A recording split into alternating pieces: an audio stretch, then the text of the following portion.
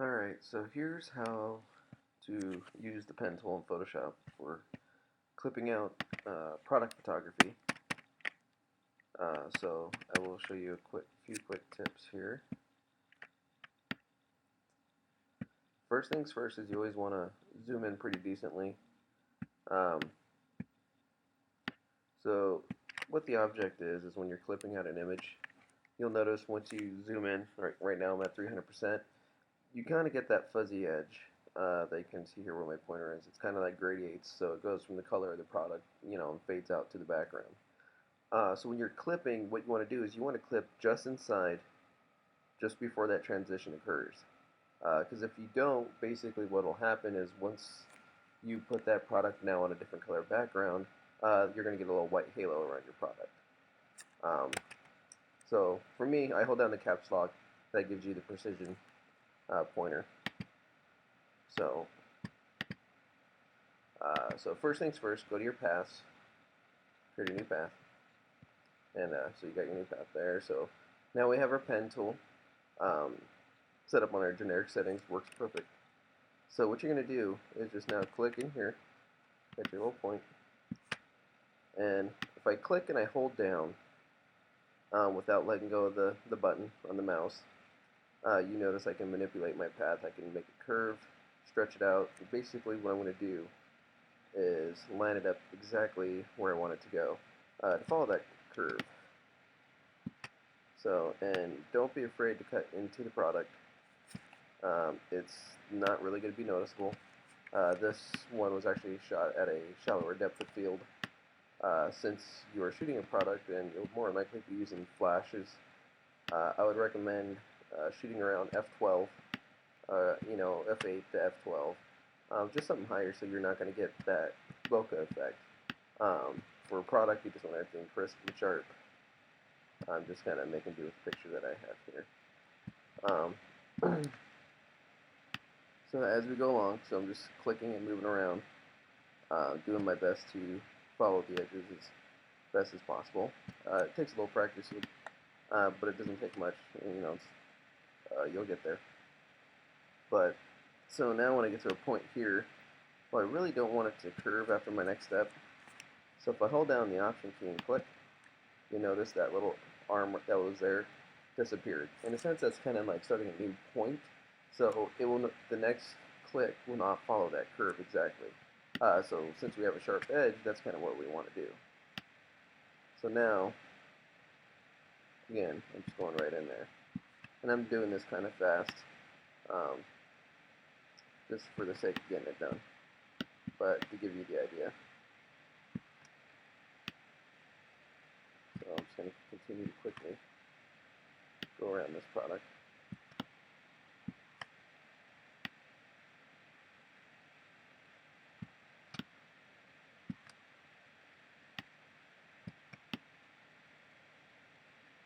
Of course, undo is always your friend.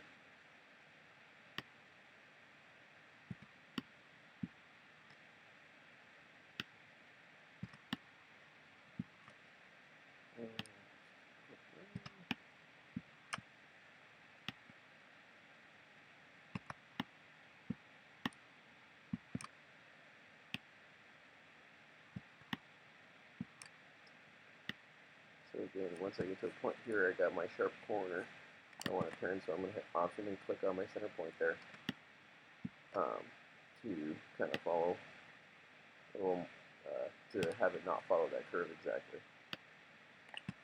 And so the other thing you can do is you hold down the Command key, you get your little white arrow. So your little handlebars here, I can still go back and click and manipulate a little bit. So since I made that following click, that last one kind of overshot, so I just wanted to bring back that handle a little bit to bring that curve back to where I'd want it to be. And you can notice if I can, hold down the Command key and click, and of course these keys I'm telling you better on a Mac. I'm not sure if they are on a PC, but whatever the PC equivalent is. So I can still go back and manipulate everything just as as I want. So nothing is ever set in stone. So if you see something, you go back and fix it. Easy enough.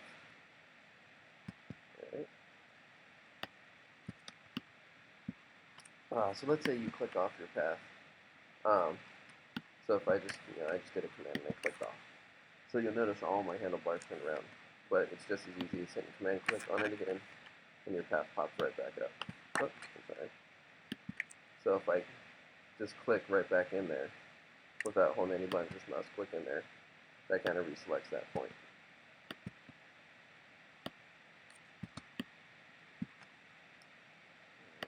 We're getting there. Just about done.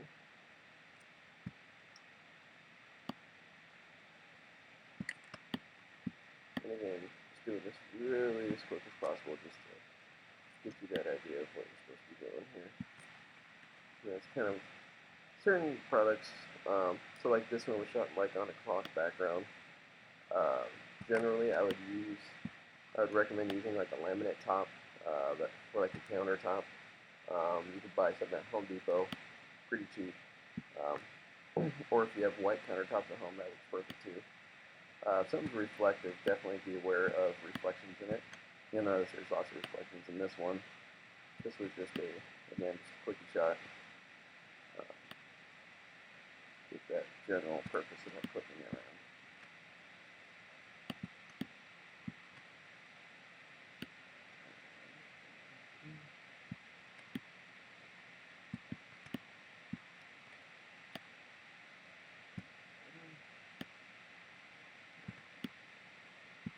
Just about. I'll show you a few more tricks. Just want to get this one clicked up.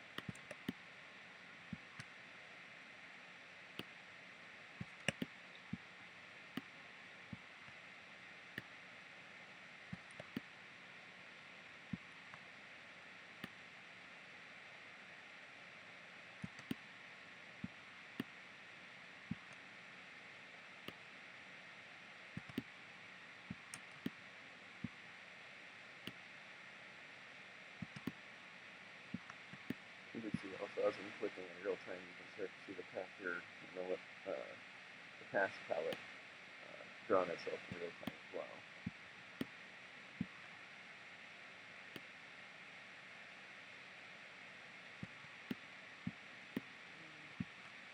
So here we are.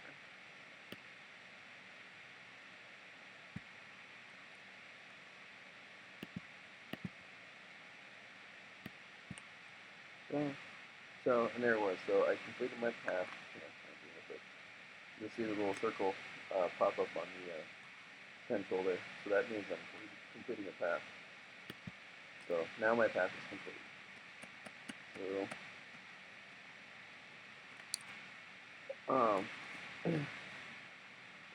So most products, sometimes depending on what it is, might have a screw hole or something out in the center. This one you can see through the lens. So that's a whole different story there, but just for the sake of showing you, I'm just going to draw another path while this one is still highlighted. So as long as that path's still highlighted, I can still click around and make another path. So I'm just making a random search here inside my path. You'll notice it knocked it out. So when I make my selection, you can just hold down the command button and click on the layer. That'll give you your dancing hands. So it'll automatically knock that section out. So if there's a hole in the center of your product or whatever it may be, you need to clip out another section of whatever, strap or screw hole or something, that's the easiest way to do it. So now, I'm going to select my path again, and with my white arrow tool, I'm just going to delete this one. Don't want to keep that. Just a quick tip on editing. So with my path selected, I'm going to copy and paste onto a new layer. So a few things I will do is I will pick a pure white, go through there, and get a paintbrush out, and start painting. I want the opacity at 100%. Of course, there's more than one way to do this. You can just do a fill layer, but I'll just show you kind of where I'm going with this. So let's zoom out a little bit. Basically, start painting here. Okay, my computer's running. overdrive at the moment. Excuse the slowness.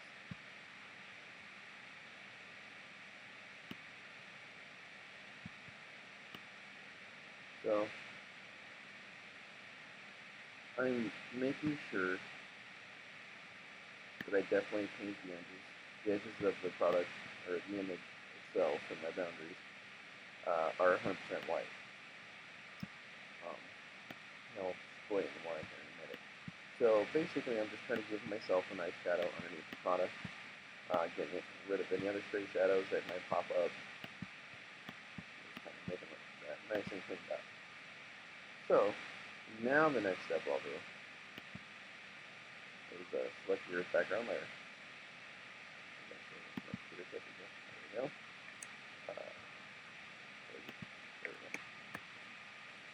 Command U, bring up your saturation. Saturate the background completely. Kind of gets rid of any highlights. There's a little highlight in there, just any color, discoloration in there. The next thing I'll do is the filter. Blur. And I like surface blur. Surface blur is, in a sense, like a smart blur. It's not going to just do like a Gaussian and just blur the whole image as a whole. What it does is it knows where the edges are of things and just kind of smooths out the image as a whole. I like to do this on the shadows to again get rid of noise. You can kind of see there what it does. So click the preview on and off here. But since I had a highly textured background, that's not the best thing to use. You can see the grain there, so kind of smooths it out a little bit. Normally would not, like I said, use a textured background. So let's click OK.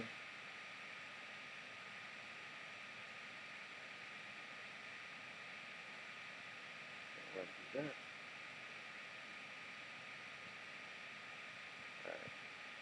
Alright. The other thing you can use that surface blur for is to smooth out your product a little bit. So I'll duplicate the layer, so you can just click on it and just drag it into the new layer icon, and that'll automatically duplicate that, whatever's on that layer. So now, zoom in at 100%. You can see that I have a little bit of grain going through the product. Sometimes you want grain because it shows texture, and a lot of times on a smooth surface like this, where it's glass, it's plastic, you don't want grain. So you go to filter and go to blur, surface blur. Of course, we're not going to run it so high because you don't want to blur it out to certain image.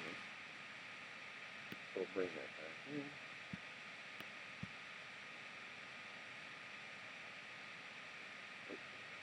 Okay.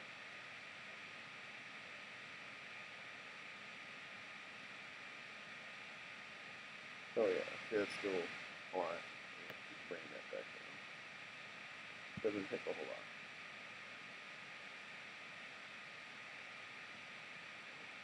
Let's see what we've got from here. So kind of before and after, you'll see that it just basically took that green away. So we're going to click OK. So why did I make 2 layers? Well, here. So now if you go on a layer mask, I use layer mask just because it's so easy to go back and undo what you did, as opposed to having to start all over again if you just erase that image or fill in a color, whatever you were doing. So I'm going to bring my brightness up just a little bit, a nice little brush. But there are areas that you want texture, so this looks nice and clean and smooth, but the strap has texture to it. So I'm going to go back and erase over that part and bring back some of that noise that adds texture to the image. Just like that. And I think that should be good enough. Don't really see the strap anywhere else, so we'll just go ahead and leave it as is. So with that, we'll save.